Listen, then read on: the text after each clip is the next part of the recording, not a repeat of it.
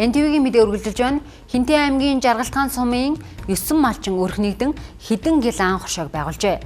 Тэд хамтран орлогоо нэмэгдүүлэх татвартай амжиргааг бий болгох зорилгоор малчин айлын дэргэдэгт гэр түрээс амралтын үйлчилгээг үзүүлэх болсон байна. За малчин айлын дэргэд амарсан иргэд хотын хүл хөдөлгөөнөөс холдож 50 амрах, хүүхдээ Монгол ахуйтай танилцуулах зэрэг олон давуу талтай байгаа юм. За хэдэн гил ан хоршоо амрагчдыг илүү тав тухтай орчинд хүлээж авах зорилгоор Пандиа платформтой хамтран санхүүжилт босгож байна. 21-р зуунд нийслэл хотод амьдарч байгаа иргэд хүүхдүүд байглаас хол хөндий стрессдэх, хит их ачааллаас үүдэлтэй ядрах, тарих амрахгүй байх, төгшүүрт автах зэрэг олон эрсдэл шинж тэмдэг илэрч байгаа.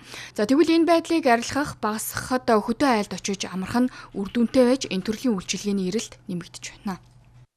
Эрэлт бол байдаг юм элэ. Анх бол бид нар тэгэхээр тэр эрэлтийг тооцоолоогүй.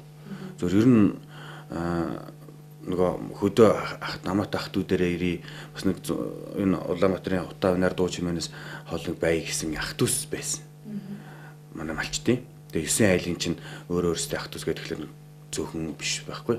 Тэр хүмүүс маань ингээд очий гэдэг саналлуу тавиад 1 2 нэрээд гадуур ингээд майхан сав бариад тэгээ ямар нэгэн тийм зохион байгуулалтгүй тэгээд ер нь энэ асуудлыг бас зэгслэх хэрэгтэй юм байна гэж үзээд бид нэр дээр нь бас малчтынхаа орлогыг нэмэгдүүлээгээд гэр бариад тэр гэрээ тогтжуулаад ингээд хүлээж авдаг болсон. Намаад хоон буюу малчин айлын дэргэдэх гэр түрээс төслийг Улаанбаатар хотоос 215 км зайд, засмал замаас 6 км Хинтээ аймгийн Жаргалтгаан суманд 9 малчин өрхнийгдэн хэрэгжүүлж эхэлжээ. За өнгөрсөн зууны тухайд тус хоршоо 5-аас 6 ээлжээр 70-аас 80 хүн хүлээж авсан байна. За амрагчид 3-аас 5 хоног байрлаж хотын завгүй амьдрал дуу чимээнээс төр холдож гэр бүл үр хүүхэд найз нөхөдтэйгөө цэвэр агарт намгүм орчинд амарч жинхэнэ малчин ахуйг мэдэрсэн байна. 2-3 төрлийн амрагчид байд юм лээ. Нэг нь болохоор яг бага насны хүүхдтэй хүмүүс хүүхдүүд агаарчлаханд гаргая гэсэн байдлаар. Нөгөө нэг хэсэг хүмүүс нь болохоор нэг найз нөхдөөрөө нийлээд нэг агаарт энэ сүлжээнээс хол бай гэдэг. Нөгөө нэг хэсэг хүмүүс нь ачаалтай ажилтдаг хүмүүс нэг зүгээр л унтаж амрая гэсэн зорилготой осочдөг. Ийм 3 төрлийн амрагчид байд юм болов уу гэж ажиглагдсан. Буцаж байгаа амрагчдын хувьд бол сэтгэл хангалуун өндөр.